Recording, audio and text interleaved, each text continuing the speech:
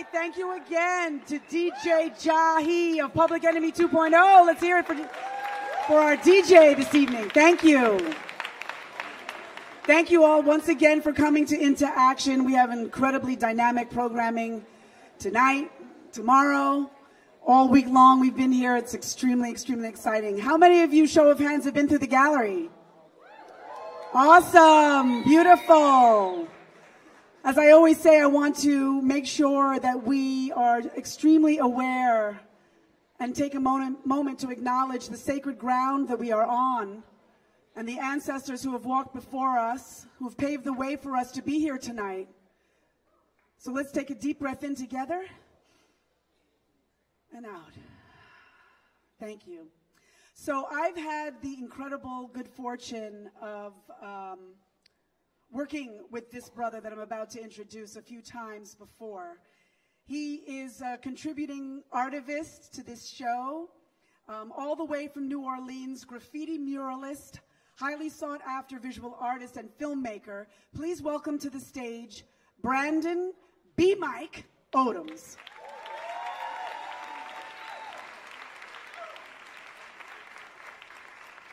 Peace, peace. Oh, that's loud. So, my name is Brandon B. Mike, from the greatest city on the planet, New Orleans. Yeah.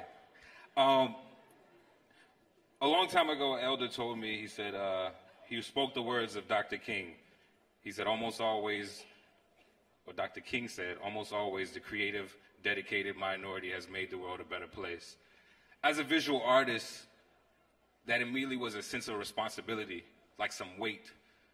And every time I approached a canvas or a wall, I thought about that, like this responsibility, this relay race that the ancestors has passed on.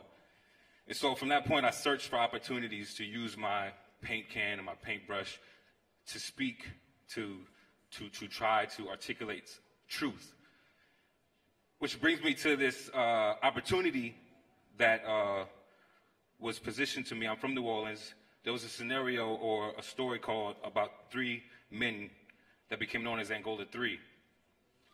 These men were unfairly, wrongfully put in solitary confinement in Angola prison, the plantation, the farm, as they call it in Louisiana.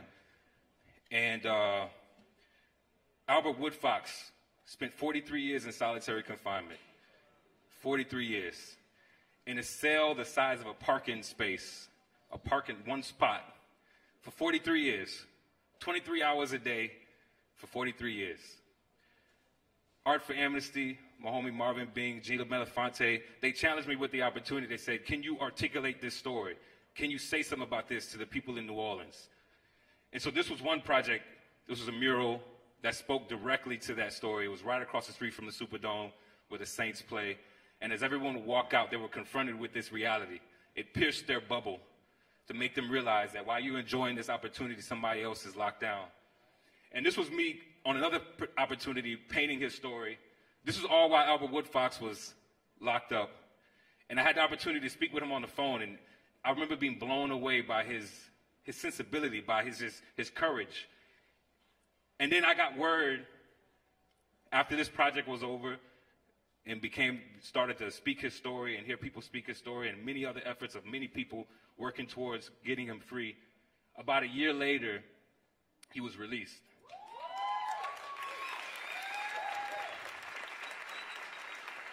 And the beautiful thing about that, the very small role that I played as an artist, being able to articulate his story and share his message and speak with him over the phone and correspond with him, I remember feeling like that was enough, like I did something that I was supposed to do. I did something, I used my small moment to make a difference.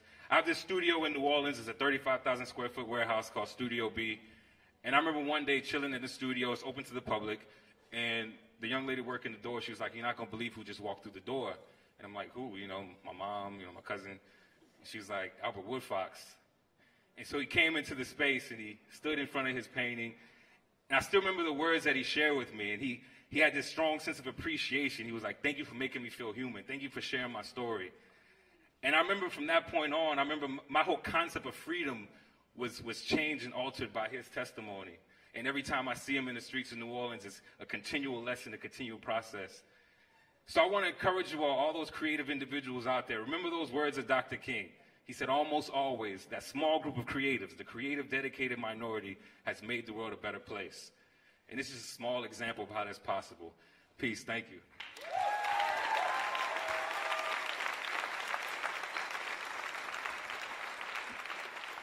All right. Thank you so much to Brandon B. Mike Odoms. And please make sure when you go through the gallery, you see his piece. It's really, really, really quite remarkable. And with that note, I want to actually give a huge round of applause to all of the artists who put their work in this show, who took the time and made the effort to make sure that their work got into this show and that they were part of the process of getting you all inspired and into action. Let's give them a round of applause, please.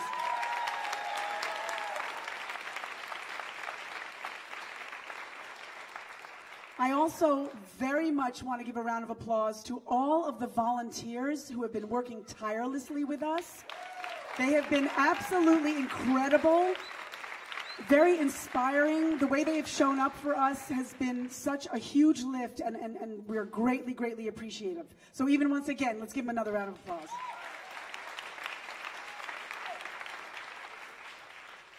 So we have a few other speakers tonight before we get to our discussion, and I want to introduce the founder of the Trans Latino Coalition. Please welcome to the stage Bambi Salcedo.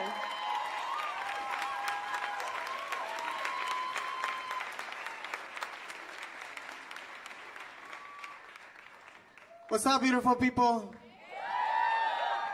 I say, what's up, beautiful people? I say, what's up, beautiful people? A mí me gusta darle gracias a mi poder superior por darme la oportunidad de estar aquí con ustedes. I just acknowledge my higher power for giving me the opportunity to be with all of you tonight. Can we give it up to all of us for being here at this amazing event with this all amazing, beautiful people? Come on, let's give it up for ourselves. Let's give it up for ourselves like we really mean it.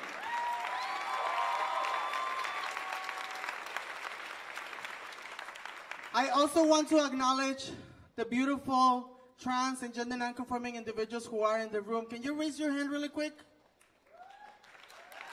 Be acknowledged, show them love, please. Thank you.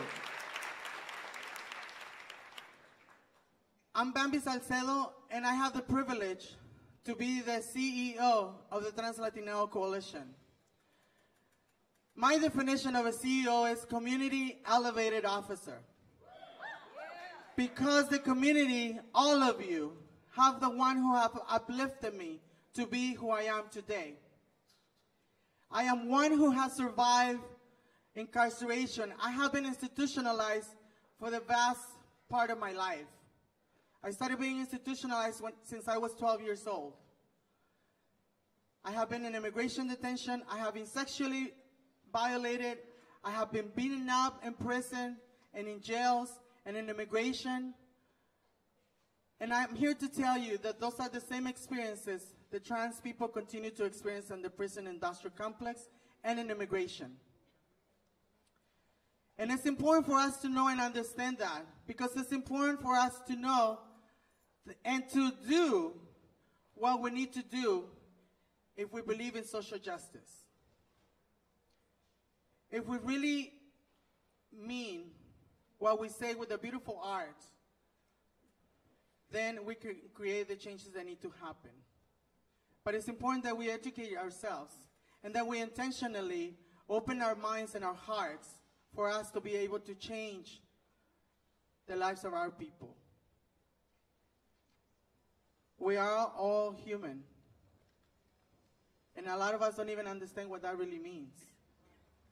Trans people are the ones who are at the bottom in the social justice movement.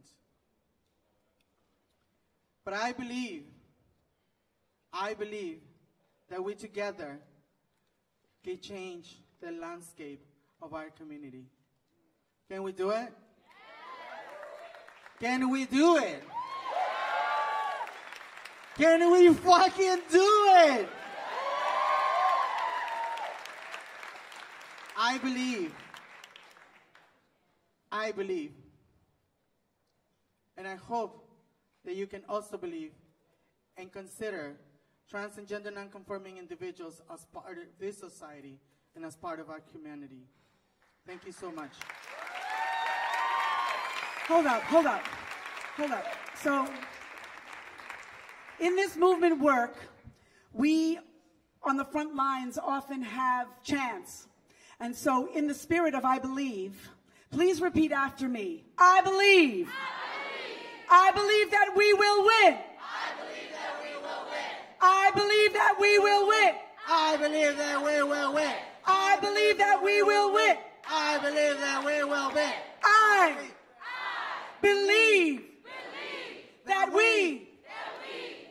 win.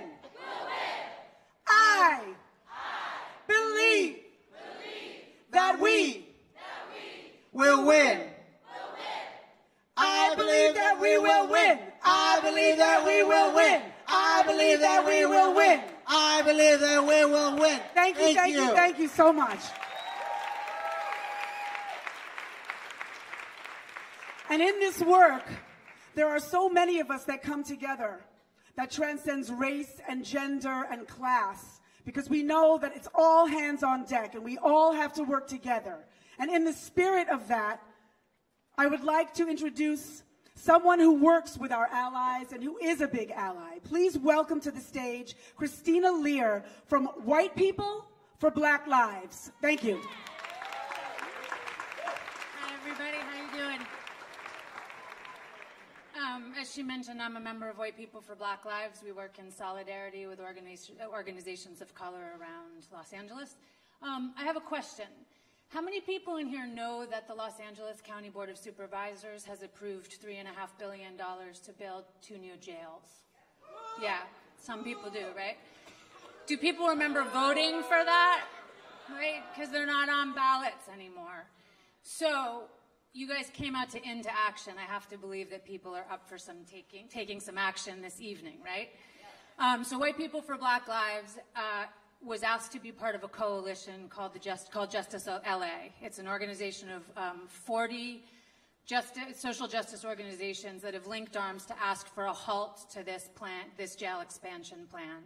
And in addition to a halt, they want to reimagine what $3.5 billion could do, right? There are a lot of things that $3.5 billion could do.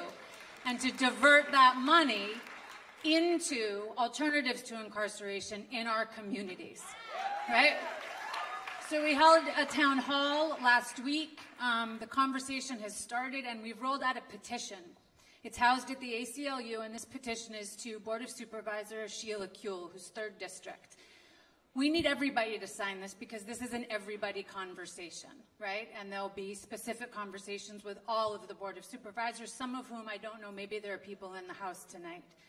This petition asks for the support of the Justice LA mission, which is to halt the expansion, to figure out what the needs of the community are, and to divert that money into those alternatives in district. So I'm going to ask you right now to take out your phones and go to aclusocal.org/justice-LA. It should come up here and sign the petition. Helen is handing out these little sheets. You can photograph it, you can sign it. But here's the thing, we need everybody not only to be supporters, but to be organizers. So if we can ask all of you to, later on tonight you're hearing an entire panel on mass incarceration and the jail expansion in Los Angeles and what's going on around this country. And if you think of 1 or 2 things that you take away from this evening that maybe you knew or that were crystallized for you, and you think for yourself why you are behind not spending $3.5 billion on jail beds, which if they build, you know they will fill, right? We know they will fill. They will house the preschool and elementary school children of today. The next generation will be locked up. So if you think about what it is that that you can get behind and what you want to spend that $3.5 billion on in a sentence or two, and you ask 5 or 10 people to sign this petition, and ask them to ask 5 or 10 people to sign this petition, with the people in this room alone, we could reach impact numbers. So, aclusocal.org/justice-LA. We'll pass these around. Please sign the petition. Thank you so much for your time. And I would like now to introduce Kim Mcgill and the Youth Justice Coalition, who are also part of Justice LA.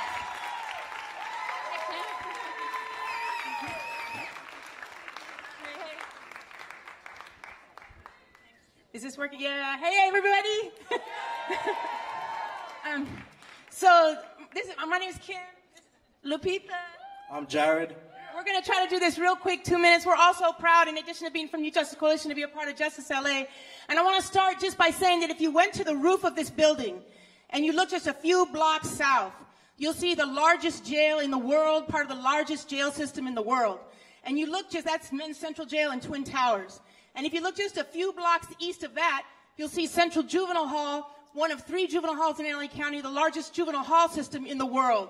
And you just go about 10 miles south of that, and you'll see the headquarters for LA County Probation, the largest probation department in the world. And just to the east of Central Juvenile Hall is Sheriff's headquarters. It's the largest Sheriff's department in the world. And finally, just a few blocks directly south of here is LAPD headquarters, the largest police structure in the world, and one of 57 law enforcement agencies in LA County. So if you wonder why you've got to hustle all the money you can to get your kid through college, it's the jail and prison system. If you're wondering why there's not daycare centers, parks, playgrounds in your community, it's the jail and prison system. It's the fact that 54% of this LA City budget goes to the LAPD. If you're wondering why those of us who've been incarcerated have been incarcerated not for 1 generation, but for 2, 3, 4, 5 generations in our families, it's our addiction to incarceration and suppression. So we're hoping that everybody here, if you aren't already in that fight, will commit to a fight to end that addiction. Thank you for that.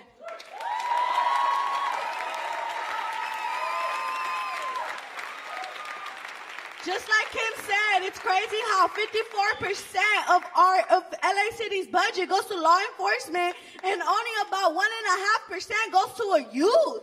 That is crazy, like real crazy. And just by deducting 5% from their budget can give us 100,000 youth centers, 100,000 peace builders, bus passes for me, for everybody in LA. And it's just crazy the fact how they spend so much money on police, and 42% of LA is police. You know, that's so crazy. And what we are fighting about is of the 30% of cannabis marijuana taxes goes to youth, because the police is out there fighting for that money. And it's crazy because they already have 54%. They don't need no more money. They want drones. They don't need no drones. They want toys. They don't need that. We need youth to pass the age of 25. That's what we need.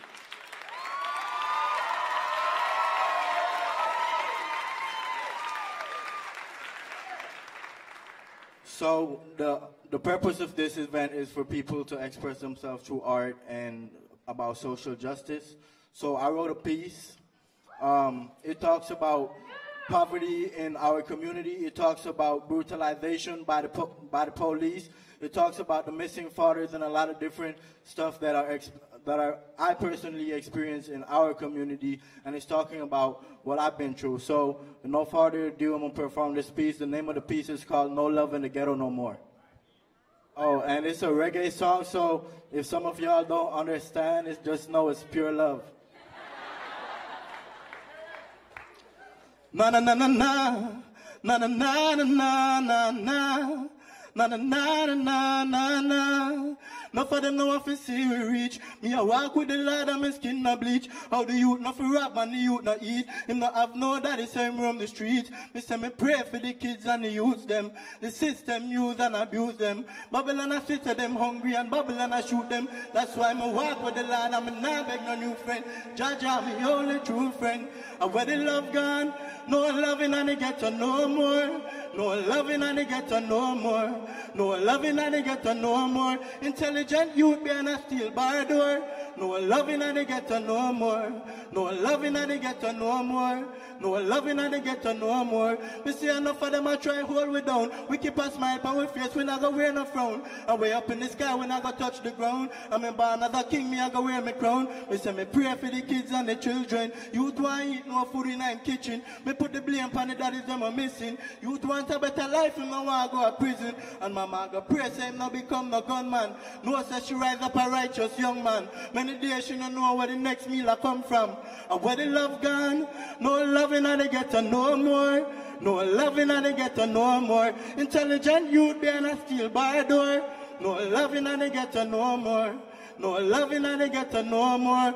Say where the love gone, no loving and they get to no more. No loving and they get to no more.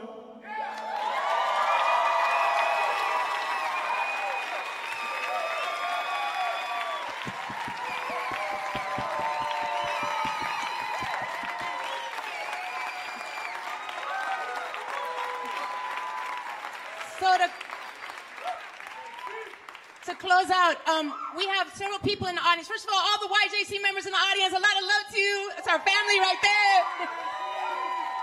And YJC, who are we? Everybody here is YJC, just have been adopted. But they have petitions to sign to get initiated on the ballot that everybody inside the prison system would be able to vote. We are taxpayers, our families are taxpayers, and that when we come home, regardless of your parole status, you should be able to vote. So please, please sign that so we can get it on the ballot.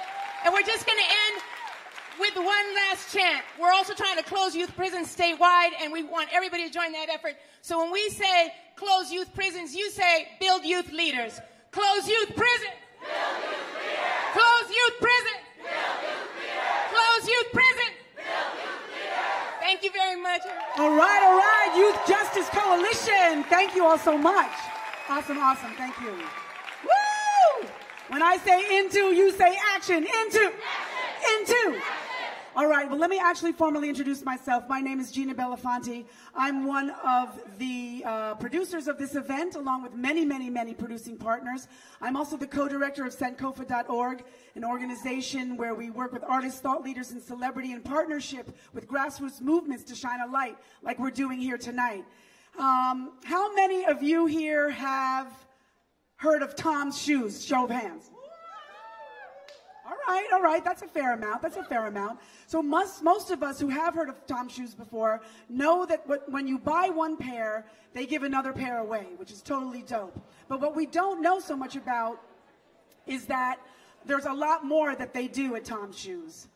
They have many tremendous programs that truly help people in need, and they have been a huge, huge supporter of Into Action. Can I hear a round of applause for Tom's Shoes? They've been a huge supporter in this creative community. They've sponsored this room, and this community room. And they're friends of our team, and they have sponsored the opportunity for us to have all of these volunteers who have worked with us to put this event together. So we at Into Action very much want to thank Blake and Sophie and the entire Tom's team for supporting us and all of the artists and activists in this show. So let's give that a round of applause to Blake and Sophie and the entire Tom's team. The artists in this show, you have to know that the artists in this show come from all walks of life, and Tom's has stepped in to support them by covering the significant costs of shipping their work here to inspire you all into action. So we want to make sure that we give a strong and wonderful, warm shout out to Tom's Shoes and for them for supporting us. So we are so awesome that you're here tonight. Welcome. And we hope that you have a chance to see not only all the art, but that you're feeling inspired to get into action. And this event is made to mobilize, and now it's time for us to organize and truly, truly get to work. right? Are we down to get to work? Are we down to work with our neighbors? Are we ready? Are you sure? Well, I want to bring to the stage someone who has worked tirelessly. She has not slept in probably 3 weeks or so in helping us build out this show and this program. She's been an incredible stage manager. She has supported all of us here at Into Action. And the other thing that she is an incredibly beautiful artivist herself and wonderful and beautiful poet. Please, please welcome to the stage, Jasmine Williams.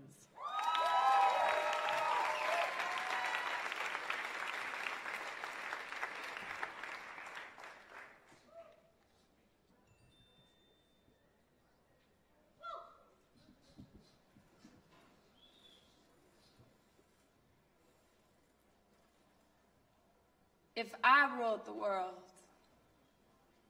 I'd free all my hearts. I remember protection like the smoke of fireworks and barbecue lingering in the air of July nights with all my Onyx warriors. Somewhere between Mom's living room and the neighborhood park stairs, cologne floated between your laughs as I drifted from one pair of tribal tattooed arms to the next. Promise. After gentle promise, I was built up with bravery and dignity, swore to always protect and serve your little sister like no one had ever done for you all. Promise to be philosophers, nation builders, and fathers that we never had, revealed scrolls of plans to retire Jim Crow traumas, calm my nightmares of strange fruits spoken from Gammy's lips as you defiantly declared war over the will of your bodies and preciousness of mine. My face glowed as I looked over the blueprints of our lives, illuminated with the faith in all that was possible of the future, read daily the quotes of Malcolm X, Martin Luther King Jr., and Tupac scattered between album covers of NWA and the chronic tapes across the walls of your rooms. I swore that heaven was somewhere buried in the ghetto and lived in the hope that we could find it. My brothers, my very own fleet of superheroes, the Justice League couldn't touch the descendants of Zulus, and yet I gathered at the foot of my bed each night and said the Lord's Prayer over each of you. Because if Daddy taught me anything before he left, it was that a cage can turn a good man into a soul divided between his family, and 3 strikes you'll never see them. It's the domestic violence that the news won't talk about when you wake up to your mother weeping for her caged children and her partner shipped away like a slave. I remember when October rolled around and jack-o'-lanterns in uniform grinned in front of my 4th grade class on career day with residue of my mahogany heart slammed across the pavement, still flickering in their eyes. They swore they were the good guys. When the bell rang, I hopped on my bike and pedaled block to block in search of each of you. I looked around, and all that was left of my Zulus was do-rags and Tupac yelling, "Child, keep your head up." My heart fell straight through my 10-year-old chest. It hung on the hooks of my rib cage for 13 unlucky years when Mama said the best part of my life disappeared. How could the judge not know that there was no equity in the hood because finding financial balance is impossible when we're standing on the shoulders of bodies swinging from trees, that selling flowers was how teenage boys stepped up to keep the lights on when the heads of our families were swallowed one by one, crack epidemic after crack epidemic, war on drugs after poor man in war. How could they not know that every child needs a champion to speak life into them, that you were all my daily gospel, that those handcuffs broke every praying wrist in our household when we could no longer touch our hope, that they locked away my joy and my innocence and sucked out the souls of entire warriors while assaulting the wombs from which they came, my cage birds. I can still hear you singing in the quiet of July nights.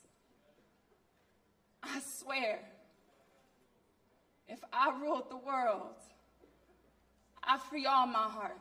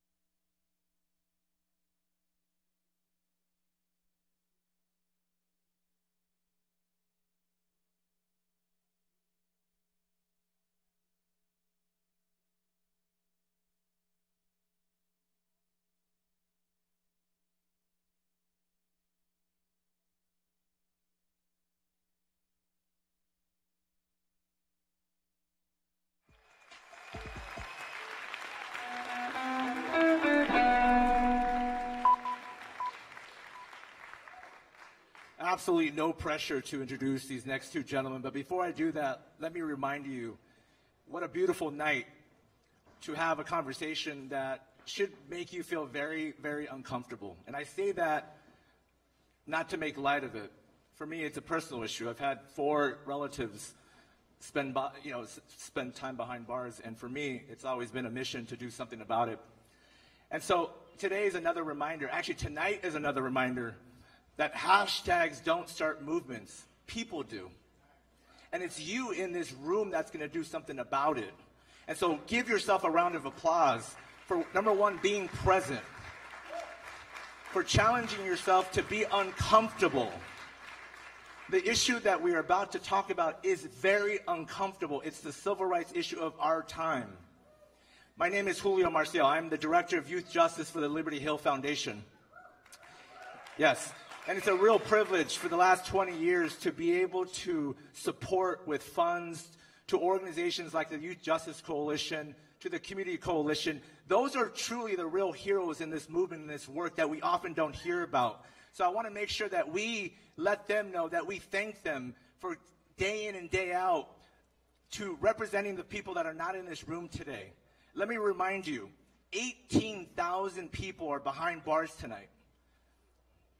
18,000 people in Los Angeles, 2.2 million across this country. It is unacceptable, and there's something that we can do about it. And again, what I'm going to ask you to do is, yes, take lots of pictures, tweet, but we have an ability to do something. Donate to a nonprofit. Volunteer your time. Write a letter to your elected official. You have power. We have power. We are not starting from the 1-yard line. We're actually at the 50-yard line, but we have a long way to go. But we can't do this by ourselves. So at the Liberty Hill Foundation, we pride ourselves, right? We fund community organizers on the front lines. That is the engine in this car that we've built. But they too don't get the admiration and the respect of putting their lives on the line every single day. And so again, with that said, I'm going to introduce you to the 2 extraordinary individuals that you're here to see. Number 1, let me introduce to the stage Mr. John Legend.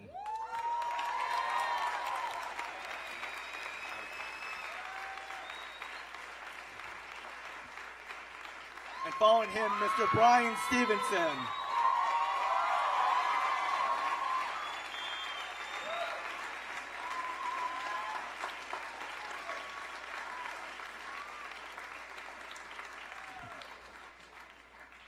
Again, we have the privilege of 2 extraordinary men who will talk about their platforms to do what we all want to see, which is, again, to end mass incarceration in this country. Mr. Stevenson, I'm going to start with one question and then I'm going to exit. We spend so much time talking about why this system is broken. Can you share with us in Los Angeles, across this country, bright spots on things that we can do more of so that we can actually get to a solution? Well, first, let me just say what an honor it is to be sitting next to this young man who is using his talent and his voice to free America. And that's what we need to do, is to free America. You're welcome. I do think there are some bright spots. I was really thrilled to see the Molly Crabapple piece on bail reform. Bail reform is an issue we can win because it's an issue that doesn't make any sense economically, politically, socially. It's something that's a bad habit that we need to break. And I do think that that's something we all need to be talking about. We need to be talking about drug policy reform. We were making some progress on ending these ridiculously excessive sentences. Now we have an attorney general who wants to reignite the war on drugs and put more people in jails and prisons. And we have to fight against that. We cannot act as if what's happening in Washington doesn't matter to what we're doing in our communities. But the thing I'm really most excited about is I do think that we have an obligation to do more to talk about our history of racial inequality. And a lot of times that doesn't get added into the conversation when we talk about criminal justice work, but I am persuaded that we're not free in this country, not just those who are in jails and prisons, but none of us is free because there is this history of racial inequality that haunts us. And it's like smog in the air. And we've got to do something to change the narrative of racial inequality in America. I think we're a post-genocide society. And we haven't done the things you're supposed to do when you're a post-genocide society. What happened to Native people on this continent was a genocide. And when settlers came, and the messed up thing about it was when settlers came, they killed Native people by the millions. Famine, war, disease. And they justified it because they said, no, these Native people are different. That's when they created this narrative of racial difference. They said these Native people are savages. And we use that narrative of racial difference to sustain that abuse. And it's that same narrative that allowed this country to get comfortable with 2 centuries of slavery. And as I've said before, I don't think the great evil of American slavery was involuntary servitude or forced labor. I really do think the true evil of American slavery was the narrative of racial difference we created. It was the ideology of white supremacy that we made up to justify treating people the way we did.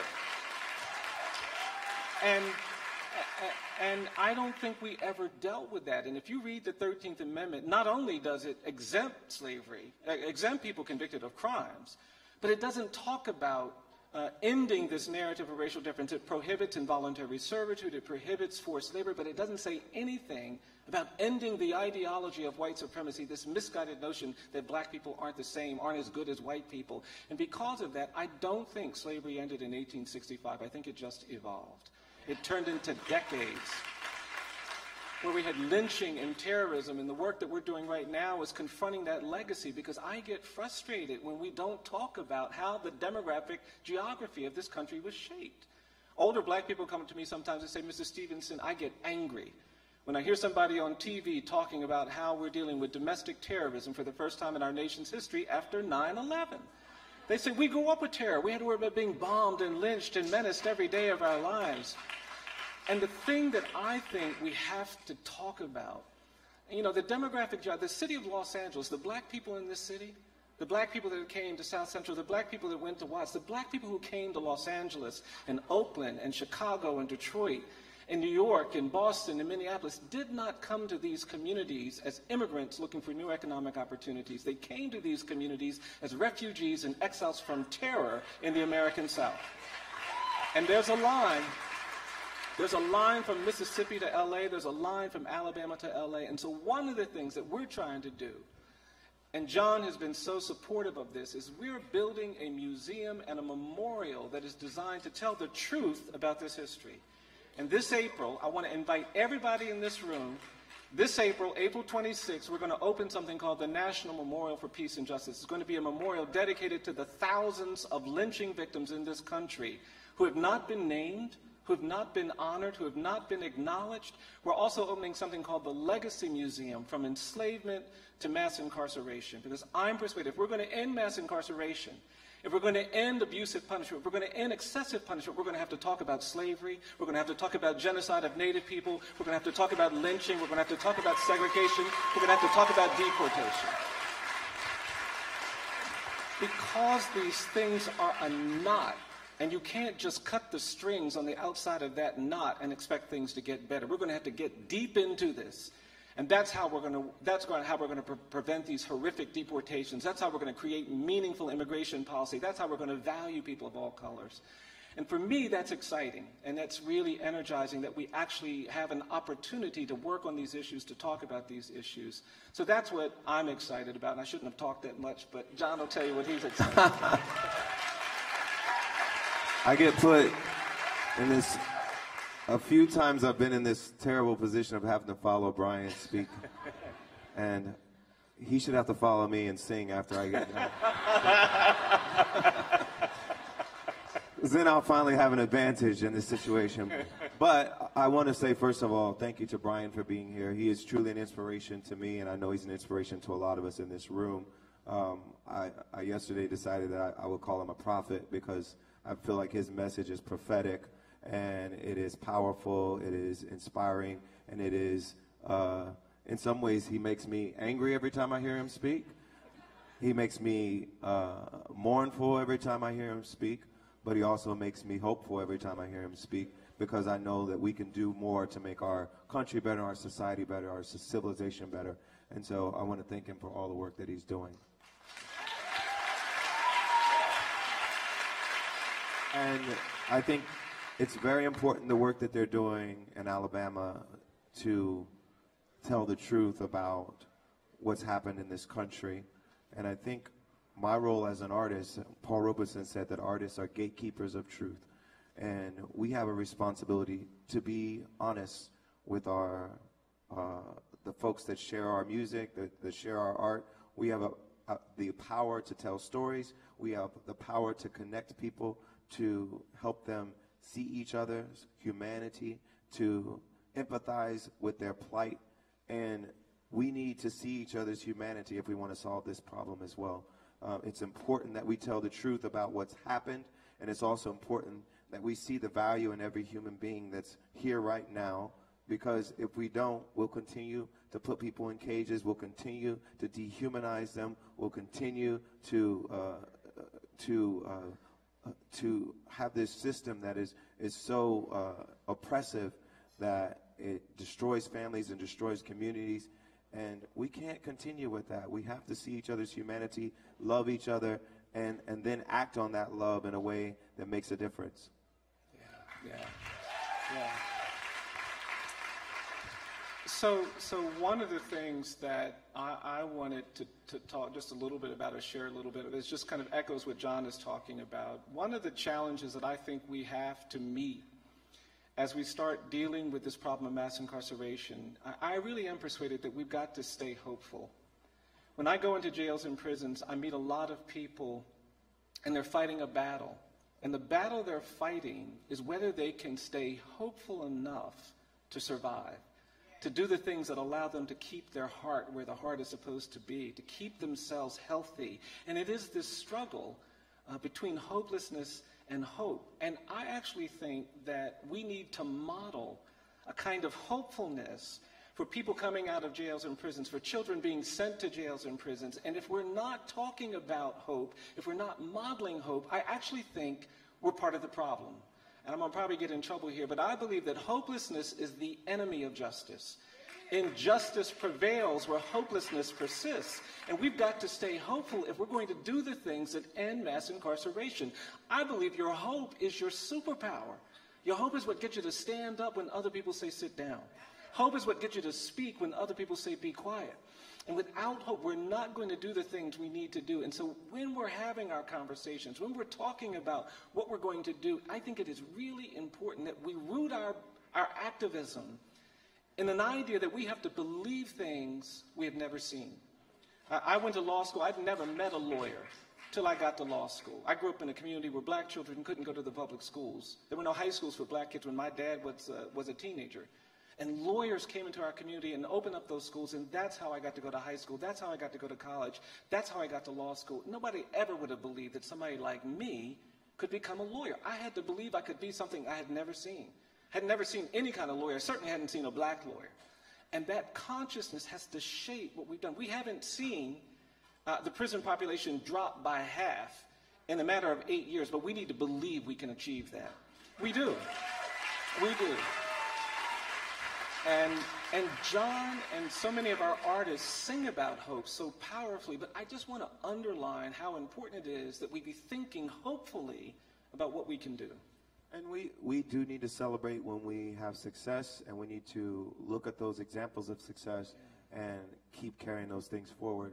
I know it's frustrating when we know who's in the White House, when we know who's at the Justice Department right now, and their visions of taking this country in a backward direction because they think somehow it was greater back when our society was even more segregated, when our system was even more unjust, when there was even less opportunity. They think that's when America was great, and they hearken back to that era and want more of that. We know better. We know that we need to keep making America greater, and the way to do that is not by going back. So we know that's true, and we know it's frustrating that those folks are in power right now, but the interesting thing about our criminal justice system is that so much of the decisions and the laws and the policies and the policy makers that have a lot of influence are on the state and local level. And so we have to, when we're thinking about our activism, make sure we're paying attention to our local elections. Who are we electing as district attorneys? Who are we electing to run our cities, who are reelecting to run our states, because so much of the prison and jail population is in local jails, so many. We talked about the money bail issue in that video, and that's what's driving a lot of the jail population.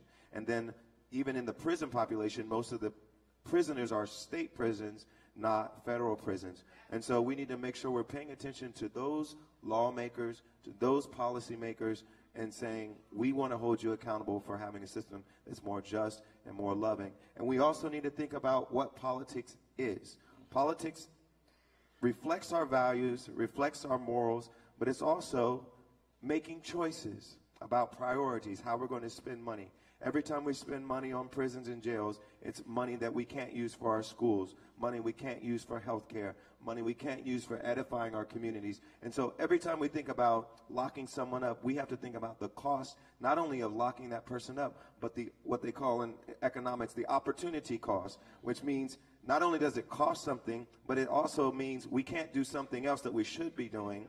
And the opportunity cost, well, every time we lock somebody up, is we're not investing in our communities, we're not edifying our communities, and we need to have policymakers who believe that we need to build up our communities. We need to make them stronger. We need to treat every kid like they're valuable and like they mean something, and not be building these monuments to racism that we call prisons.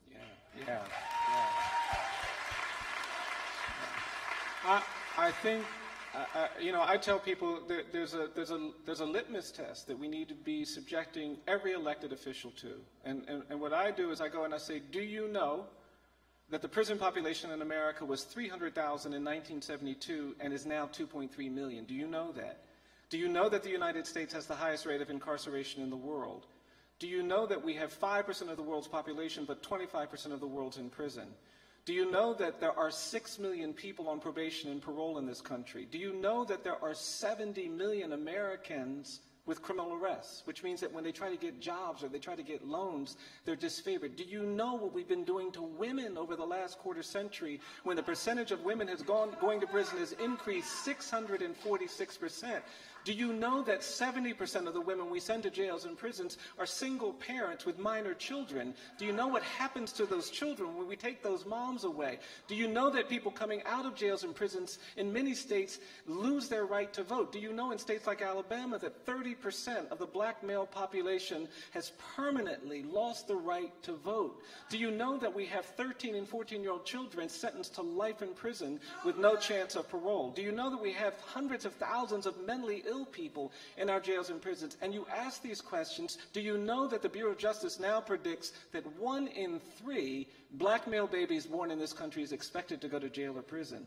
Do you know that the statistic for Latino boys is 1 in 6? And if they don't know, we have to tell them you should know. And if they do know, we have to ask them, what are you doing to change this? Because part of the problem,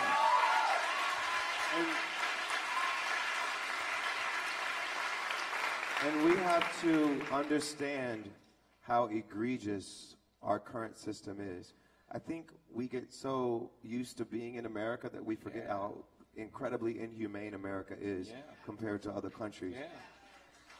There are no other countries that have life without parole for juvenile offenders. They don't exist. We're the only one. There are very few other countries that have this bail issue. We think bail is so normal because we see it on Law and Order that we don't even understand that the money bail system is not normal. It's not normal for the rest of the world. We're one of the only ones that do it. And we have to understand that we're one of the only countries executing people still around the world. We're executing people that many of them are having mental challenges and other issues. We are more inhumane than just about any country in the world. And we're supposed to be the beacon of freedom and the beacon of moral leadership around the world. But we are more inhumane. We torture folks with solitary confinement more than other countries.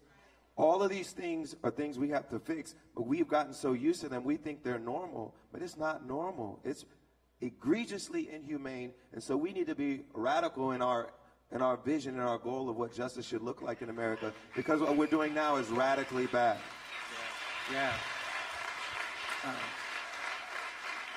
But there will be opportunities to express what matters to us. And it will be in the big elections. The governor's race is important. Who's in the state legislature, it's important. But it's also who gets elected to be the district attorney. Who's elected to be the judge? Who's elected to have that kind of power? And those races are races where too often you don't have any information being given to you. And one of the challenges that we have to meet is we've got to actually learn who is on the bench and what are they saying and what are they doing? Who is the prosecutor? We've had some radical shifts. In Shreveport, Louisiana, for 20 years, it was the community in Louisiana that had the highest rate of death sentencing. And then a bunch of people got together and said, you know what, it's time to change the district attorney in Shreveport. And an African-American man was elected, and they have actually not only not imposed any more death sentences, they've actually gotten some people off of death row who were innocent because the DA led that. And that's happened in Dallas. It's about to happen in Philadelphia. It's happened down in Orange County, Florida. And so I do think there is this opportunity to express these new norms and values in these political elections. And we have to be really active. We've got to pay attention. We've got to be vigilant in making sure that people don't get into these things. And I appreciate John talking about the problem of the death penalty, because I've spent my whole career representing people on death row. And it's a challenge, and I'll tell you something, my heart's a little heavy tonight because we actually have somebody in Alabama who's scheduled to be executed next week. His name is Vernon Madison. He's 67 years old. He's been on death row for 33 years. His case has been reversed several times because the prosecutor excluded every African American in Mobile County from serving on his jury. He was convicted and sentenced to life by the jury, and the judge overrode the jury's verdict of life and imposed the death penalty. Alabama is the only state that allows our elected trial judges to override jury's verdict of life. He's a beautiful man, been on death row for 33 years, and 2 years ago he had a stroke. And after this stroke, he developed vascular dementia. And because of that, he is now completely unaware of where he is. He doesn't understand what's going on. He's incontinent. He can't see. He uses a walker. He's going to be wheeled in a wheelchair to the execution chamber. And when I talk to this man and he's asking me, Bryan, what's going on? I don't understand. Why can't I go home? When am I going to come home? When I hear these questions, it breaks my heart. And that's the reason why I think it is so necessary for us to start changing this conversation about what we're doing in the death penalty space. The death penalty is not an issue we can resolve by asking, do people deserve to die for the crimes they commit? The threshold question we've got to ask is, do we deserve to kill when we have a criminal justice system that treats you better if you're rich and guilty than if you're poor and innocent? We've now exonerated 160 people on death row. That means that for every 9 executions that have taken place in this country, we've now identified an innocent person who was almost executed. It's a shameful rate of error, and yet we tolerate it. And if somebody told you, you know, for every 9 planes that take off, one's going to crash and everybody's going to die, none of us would get on a plane. No, we wouldn't do that. They wouldn't even let the planes take off. But in the death penalty context, we accept that. And so this issue of the death penalty, this excessive punishment, you know which state has the highest death row in America? Anybody know? That'd be the state of California. State of California, more condemned prisoners awaiting execution than any other state. And you've come close twice in this state to ending the death penalty, not through politics, not through court decisions, but by popular ballot. And if we do what we're supposed to do, if we say the things that we need to say, there is no reason why we can't get the votes in this state to end the death penalty and reduce the population by 3. We have to do it. We have to do it. And the great thing is, you don't have to be a lawyer, you don't have to be a judge, you don't have to be an academic, you just have to be somebody who cares. And you do that hard work of getting the friends and the people you know to care. And so I do think it's critical that we look at this question of excessive punishment and recognize the opportunity we have to do better than what we do in this country, particularly when it comes to the death penalty. We need to do better on bail in California as well. We're one of the worst states in the country when it comes to money bail, and even though we've seen some progressive change in this state, leadership in a lot of areas, we don't want to be leaders when it comes to the excessive use of money bail. So we need to pressure our politicians who claim to be progressive. All of our state officials claim to be progressive.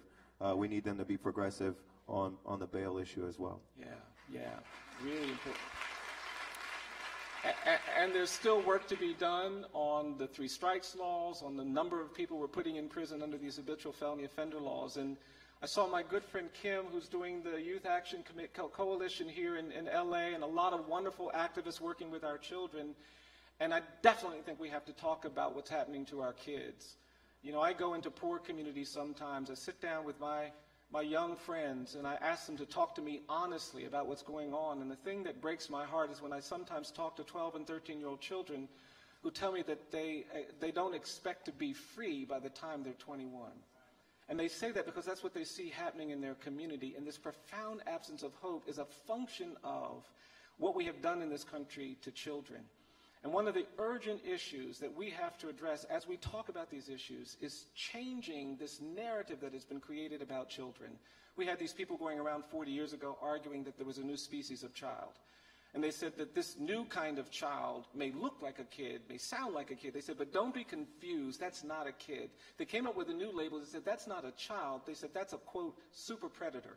And they used that label to demonize a generation of children, mostly black and brown kids. And every state in the country lowered the minimum age for trying children as adults, including the state of California. I represent a 14-year-old from Orange County that was convicted of a non-homicide offense where no one got hurt, a Latino boy named Antonio Nunez. And he was sentenced to life in prison without parole at the age of 14. And that was because California had lowered the minimum age for trying kids as adults. And we've got thousands of children in these adult jails and prisons. And we've got to fight for these kids. We've got to change that narrative. We've gone to the Supreme Court. We've won a couple of cases that now have banned these life without parole sentences for children. And now we need to get them home. And when we get them home, we've got to wrap our arms around them. And the schoolhouse to jailhouse pipeline that we've been talking about, it begins with this policy.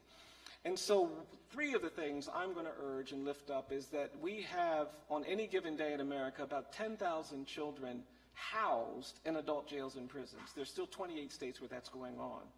We should be demanding from Congress that they enforce the Prison Rape Elimination Act, which actually prohibits that, but there's no right of action. I can't, as a lawyer, actually sue a state because they're still putting kids in adult jails and prisons. And one of the things we've been lifting up is the need to create an enforcement mechanism so that every child is pulled out of these adult jails and prisons where they're being so horribly mistreated. And I would take 2 minutes to tell you why I feel so strongly about this, and I'll just try to make this quick. But I got involved working with children several years ago when I represented a little boy who was 14 years old, and he lived in a household where his mom would frequently be the target of a lot of domestic abuse. She had a boyfriend. And when her boyfriend would start drinking, this man would get violent. And one day the man had been drinking, he came home, he walked into the kitchen, he saw the boy's mother, he called her into the kitchen, and he went up to her and he punched her in the face. She fell, she hit her head as she fell, she was on the floor bleeding. And her son came running into the kitchen to help his mom. He tried to stop the bleeding, he tried to get her to revive, but she was unconscious, she was still bleeding, and the little boy thought his mom was dead. She wasn't dead, but he thought she was dead. And so the little boy got up and he went into the bedroom where the man had fallen asleep. And he was going to call the police, he was going to call the ambulance, but then he remembered that that man kept a handgun. And he went over to the drawer and he pulled open the drawer and he pulled out the handgun and he walked over to where the man was sleeping and he pointed the gun at the man's head. The man was snoring. And when the man stopped snoring, the little boy panicked and the man jumped, and when he panicked, he pulled the trigger, shot the man in the head, killing him instantly. Now, this little boy was very small for his age. He was under 5 feet tall. He weighed less than 100 pounds. He'd never been in trouble before. He was the kind of kid that might have been tried as a juvenile, but for the fact that the man that he shot and killed, his mother's boyfriend, well, that man was a deputy sheriff. And because of his deputy sheriff, the prosecutor insisted that this child be tried as an adult. So the judge certified him to stay in trial as an adult, and they immediately placed him in the adult jail. He'd been there 3 days before his grandmother got me involved in the case. I went to the jail to see this little boy, and when he walked in, I was stunned by how terrified he looked. And I started asking him questions, but no matter what I asked him, he didn't say anything. He just sat there. And I finally put my pen down and said, look, I can't help you if you don't talk to me. You got to talk to me. The little boy wouldn't say anything. He just kept staring at the wall.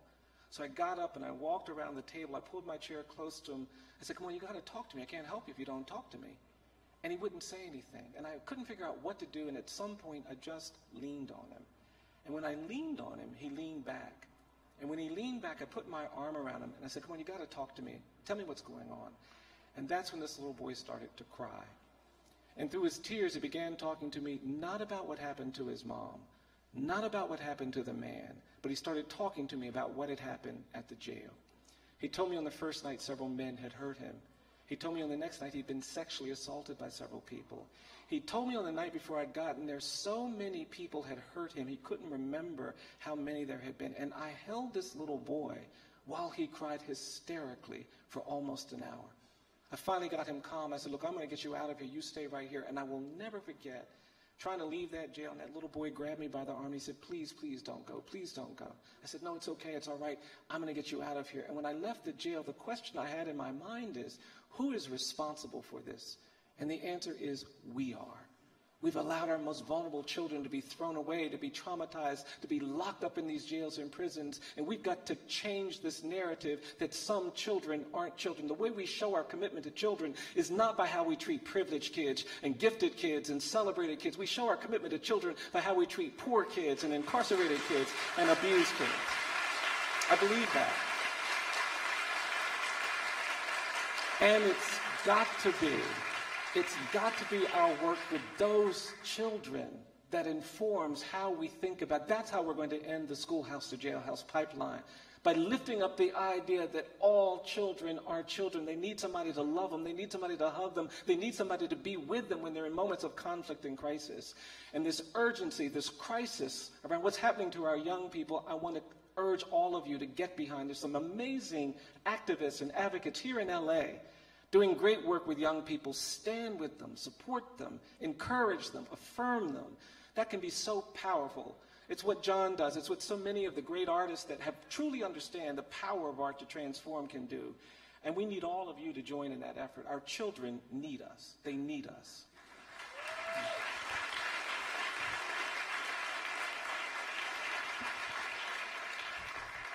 Part of our kids being free is them being allowed to be kids. Yeah. And that should not be a luxury, that our kids are allowed to be kids. Kids make mistakes all the time. Kids respond to trauma in ways that aren't always pretty. Kids are going to mess up. And part of what it means to be privileged in America is you're allowed to mess up sometimes as a kid. And we need to make it so that all of our kids are allowed to make mistakes and be treated with love, treated like they have a future, and not discarded. We discard so many kids right now, and it's so painful to hear this story and hear other stories, to see how many kids we've just discarded, disregarded, inflicted more pain on them after they've been through so much pain already. We can't keep doing it. We can't keep doing it. Yeah. The one thing, and I'm going to ask John to talk about this, because the other thing that I think we have to do, and I talk about this when I give talks, I really do believe in proximity. I think we've got to get closer to the people in our community that are suffering, that are excluded, that are neglected. If you really want to play a role on this issue of ending mass incarceration, you got to find a way to stand next to people who are coming out of jails and prisons. You've got to actually support the people going into jails and prisons. There's power in proximity, and sometimes we don't come up with the right strategies. We don't come up with the right solutions because we're so far from the communities that are affected by these problems that we don't understand the problems that we think we're trying to solve. You've got to get close to the poor and the neglected and the abused, the disabled, those who are struggling with dependency if you're going to come up with solutions that work. We've got politicians coming up with these solutions, but they're so far away that their solutions don't work. And there's power in proximity. And when we go into these spaces, we see things, we learn things, we understand things, we know things that you can't know any other way. I talk a lot about my grandmother because my grandmother taught me about the power of proximity. She was one of these powerful black women. She was the classic African-American matriarch. My grandmother was tough. She was strong, but she was kind, and she was loving. I tell people my grandmother was the end of every argument in our family. She was also the start of a lot of arguments in our family. And when I was a little boy, my grandmother would come up to me, and she would give me these hugs, and she would squeeze me so tightly, I thought she was trying to hurt me. And she'd see me an hour later, and she'd say, "Bryan, do you still feel me hugging you?" And if I said no, she would jump on me again. And by the time I was 10, my grandmother had taught me, every time I would see her, the first thing I would say is, Mama, I always feel you hugging me. And the amazing thing was, I didn't know what she was doing, but she was teaching me something powerful. She worked as a domestic. She cleaned and cooked and did all these other things for other people. And she got into her 90s. She fell. She broke her hip. She developed cancer. She was dying. And I went to see my grandmother because she meant the world to me. And I was pouring my heart out to her. I was holding her hand, knowing I would probably never get to talk to her again. And I was just overwhelmed, but I poured my heart out, and it was time to go. And I stood up. She had her eyes closed. I didn't even think she was awake. But when I stood up to leave, my grandmother opened her eyes. She squeezed my hand. And the last thing she said to me, she says, Bryan, do you still feel me hugging you? And then she said, I'm always going to be hugging you. And when you're down, when you don't know what to do, I'm going to be there to hold you. And the thing we have to do for the children in our communities, we've got to wrap our arms around them. We all have the power to embrace those who are struggling and suffering. We have the power to do it. And what John has done, and I want him to talk about, he's gone into jails and prisons. He's been next to people who are incarcerated. And when I can tell you on behalf of my clients what a miracle it is when somebody with his talent and ability says, you know what, I want to be here with you. I want to be in proximity to you. And I just think it's so critically important, modeling the power of proximity. And just express my gratitude to you. But I'd love to hear you talk about it because I think it's so transformative. Well, it's interesting. I want to talk about a slightly different issue for a second. I retweeted somebody today who was talking about all these political pundits on television, talking about the deal that Congress is trying to make with the president and trying to avoid the shutdown. And they're talking about DACA, they're talking about the Dreamers. But very few of those pundits or reporters have actually spoken to any dreamers. And what I need all of us to do if we're going to have these conversations about folks is that we actually talk to the folks that are dealing with these issues on the front lines.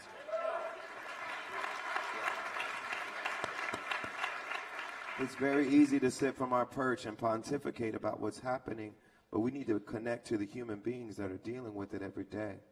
Part of the reason why I connect with this issue because it was in my family too. It's still in my family. My mother was locked up for a time. I have cousins that were locked up for a time. I have close family friends who were locked up for a time. I know what it's like for them to be incarcerated, but also to have to come back home and figure out how they can get a job, how they can take care of their families, how they can reintegrate into society, how they can vote in some states where they're still not allowed to vote. There's so many ways where I've been personally connected to this story that I can't forget those stories, and I want to make sure we make it better for more people. But we all have to get close to the issue if we want to help solve it. We have to listen to people. A lot of what Free America does is about amplifying the voices of activists that are already doing a lot of the work. It's not about me getting the glory. It's about me using my platform to raise other people up, lift other voices up. There's so much great work happening, but we have to be the storytellers that connect the rest of the population to what's happening and encourage them to listen, to see each other, to value each other. And I believe if we see each other, we can make change. Yeah, it's really powerful, yeah. John and I had the opportunity to go through the exhibits before we came in here, and what I love about the art and the artists that have created this amazing space, and I just think it's so beautiful and so important that we create spaces like this that are truth-telling spaces, where we highlight the truth. But what I loved about this art is that it's designed to make people a little uncomfortable. It is not designed to just make you feel better and good about all the things you feel good about already. It's actually designed to disrupt, to kind of push people a little bit. And I love that because I'm also persuaded that if we're going to end mass incarceration, if we're going to create more justice in this country, if we're going to create an environment where healthier things happen in our communities, we've got to be willing to do uncomfortable things. We can't do this work. We cannot change the world. We cannot create justice if we're unwilling to do uncomfortable things. We're going to have to do inconvenient and uncomfortable things if we want to see justice grow. We have to. And the challenge is that we're human.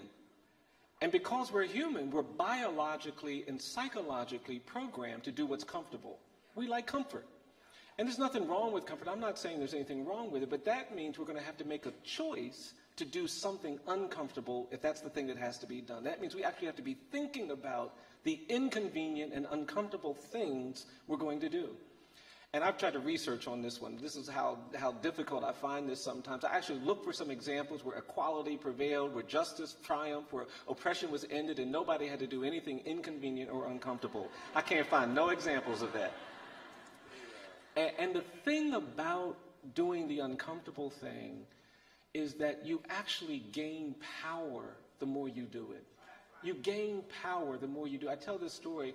I was giving a talk in a church, and this older black man came into the back of the church, and he had this stern, angry look on his face, and he was looking at me like he was angry. And I couldn't figure out, why is this older man looking at me like this? He was in a wheelchair, and he just kept staring.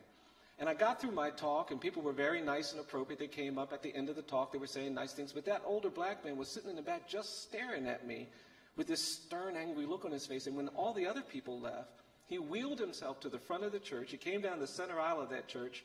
And when he got in front of me, he put his hand up. He said, "Do you know what you're doing?" And I just stood there. And then he asked me again. He said, "Do you know what you're doing?" And I stepped back and I mumbled something. And then he asked me again. He said, "Do you know what you're doing?" And then that man looked at me. He said, "I'm going to tell you what you're doing." And this man looked at me and he said, "You're beating the drum for justice. You keep beating the drum for justice." And I was so moved. I was also really relieved because I just didn't know what was about to happen. And then this man grabbed me by my jacket. He pulled me into his wheelchair. He said, "Come here, come here, come here. I'm going to show you something, young man." He turned his head. He said, "You see this scar I have behind my right ear?" He says, "I got that scar in Greene County, Alabama, 1963, trying to register people to vote." He turned his head. He said, "You see this cut I have down here at the bottom of my neck? Got that cut in Philadelphia, Mississippi, 1964, trying to register people to vote." He turned his head. He said, "You see this dark spot?" He said, "That's my bruise. Got my bruise in Birmingham, Alabama, 1965, trying to register people to vote." Then he looked at me. He said, "I'm going to tell you something, young man." He said, "People look at me. They think I'm some old man sitting in a wheelchair covered with cuts and bruises and scars." He said, "But I'm going to tell you something." He said, "These are not my cuts." He said, "They're not my bruises." He said, "These are not my scars." He said, "These are my medals of honor." And if we're going to create justice, we're going to have to be, I'm standing on the shoulders of people who were willing to be bruised and cut and scarred to create the opportunities. And we're not even asking anybody to get bruised and cut and scarred. We're just asking people to do the uncomfortable things that have to be done to create a healthier community. And when you understand that that witness is out there just waiting, then I think we understand our power. And so I do believe we're going to have to find ways to make the choice to do the inconvenient things, the uncomfortable things, to go into those places that are difficult, to have those conversations that are hard. Because when we have them, we begin to understand the power of what human beings can do. And that older man taught me that. And it's one of the keys, I think, to how we're going to end mass incarceration in this country, how we're going to create more hope and justice in this country. And we don't have to wonder whether it works. It's already worked. I'm sitting in this space because people understood the importance of doing uncomfortable things. And when that's your heritage, when that's your legacy, you can't be quiet. You can't sit down. You got to fight. You got to fight hard.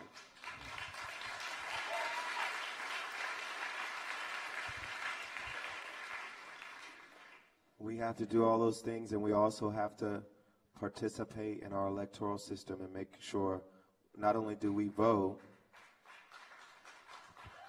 but we should not relax once the people we voted for get into office. Yes, say that. We have to hold them accountable as well, even if they're on our side, if they're on the left or whatever they are. We have to hold them accountable. That's what we've hopefully been doing on this issue of mass incarceration. That's what the Dreamers out there marching are doing when they're holding the Democrats accountable for the promises that they've made when it comes to immigration reform and making it more humane.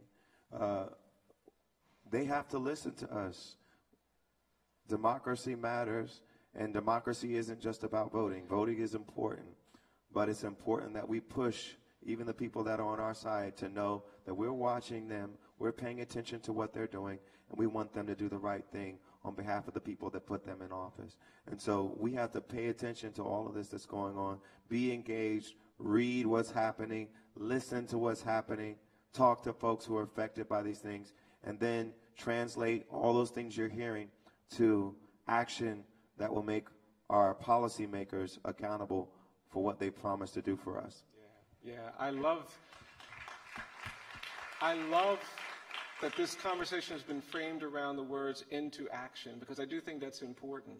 And the one thing we have to kind of just be careful about, when you do this kind of work, and there's some amazing people in this room, Susan Burton, my friend, amazing activist, amazing advocate, and she understands this. When you're trying to do this kind of work, you can't measure yourself the way other people want to measure you.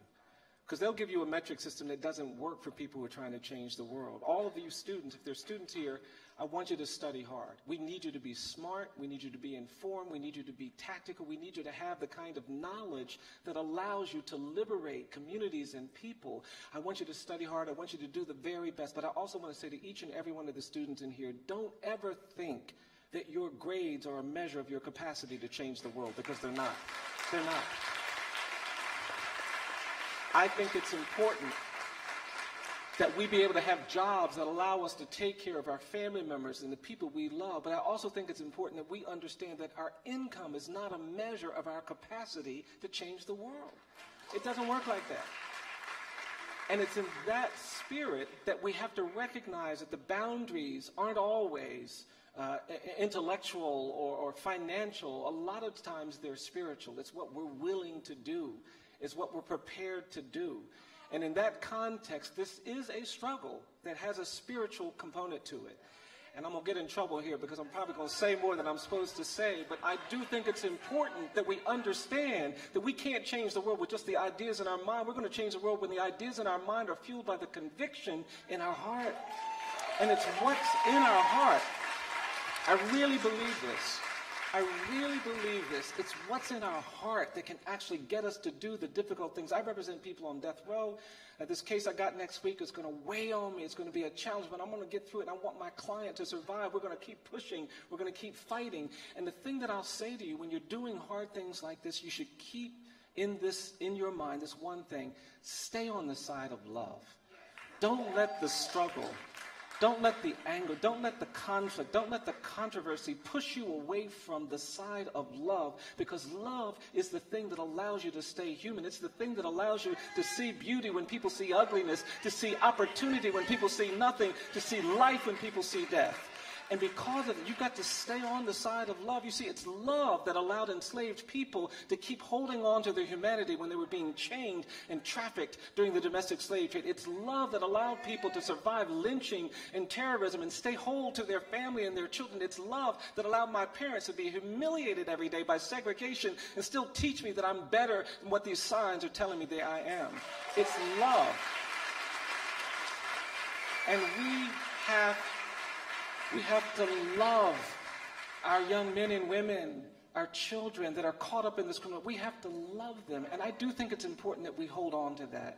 Every great movement that has accomplished justice in this country, in this world, has been rooted in something that understood the power of loving one another, caring for one another, being committed to compassion and mercy. That's the thing that distinguishes us from those who try to oppress, those who try to abuse, those who try to... And so in that context, there is a lot of opportunity for us. And we just have to keep these things in our mind, because these things will make you angry. They'll challenge you. They'll push you. You'll get boxed into a corner. And if you're not careful, you'll be feeling things that don't allow you to be the person that we're intended to be in this struggle. And I feel really honored that, you know who's taught me about love? My clients. It's the condemned. They're the ones who taught me that we're all more than the worst thing we've ever done. That's what I believe. I believe that every person is more than the worst thing they've ever done. I think if somebody tells a lie, they're not just a liar. If somebody takes something that doesn't belong to them, they're not just a thief. I think even if you kill somebody, you're not just a killer. And justice requires that we understand the other things you are. My clients have taught me that the opposite of poverty isn't wealth. I don't believe that. I believe the opposite of poverty is justice. And when we do justice, we deconstruct the conditions that give rise to poverty. And finally, what they've taught me is that our commitment to justice can't be reflected in how we treat rich people and powerful people and celebrated people. It's got to be reflected in how we treat incarcerated people, condemned people, and poor people. And it's in that spirit that I do think we have an obligation to hold on to our hearts, to stay on the side of love. I think it's incredibly important as we do this work and we find our way through these difficult issues.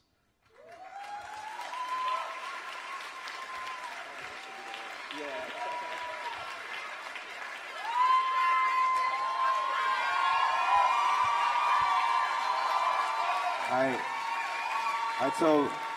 I told Bryan I think that should be the last thing. How are we gonna beat that? Like, that's what we have to do. We gotta love each other. We got to love each other. Somebody said sing. One day, when the glory comes, it will be ours. It will be ours. This song is about hope. Oh, one day, when the war is won, we will be sure. We will be sure. Oh, glory. Oh, glory. Oh.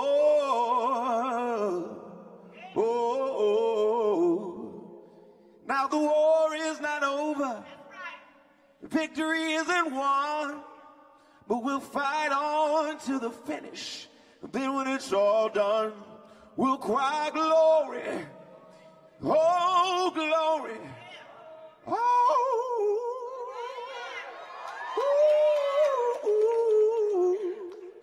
We'll cry glory. Oh, glory.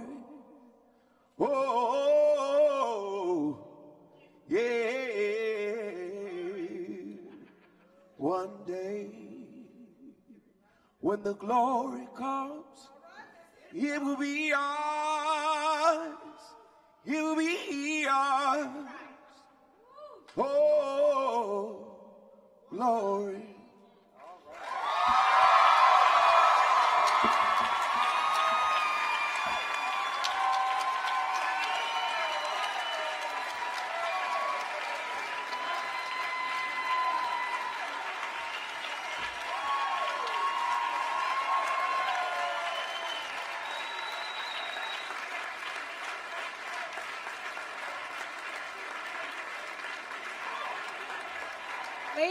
Ladies and gentlemen, John Legend and Bryan Stevenson.